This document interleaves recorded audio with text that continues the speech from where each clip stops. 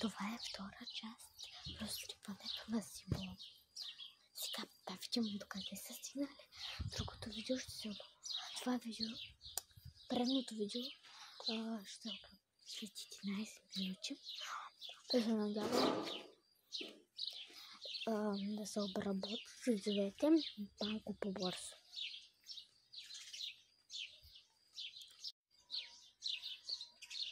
Коткия няма вече.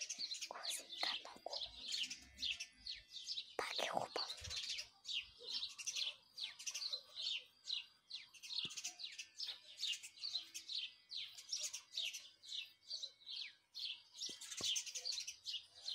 Хора! Забравих да ви кажа, че Теменушка се успокои и в момента отдели успокоявах, докато писах заглавието на клипа. Отивайте да гледате и първа част, и тази я гледайте естествено. Мисля, че за двете кучета ще има по 2 части или както го сварим. После ще видите и готината им прическа. И ще ги къпим и не знам колко части ще снимам с тях, но въпросът е да съм снимала как за пръв път стригваме Симон. Темнушка, не знам дали за пръв път, на мама и ние за пръв път. Не ми гледате чехлите, аз така ходим на двора. Дето е гръдната. Може да си я забелязваме.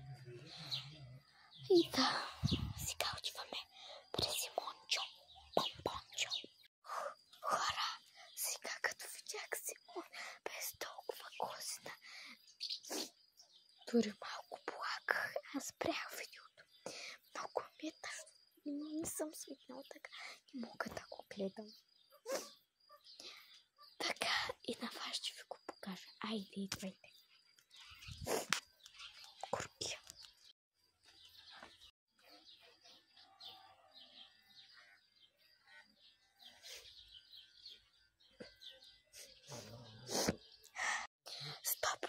Ще има и трета част.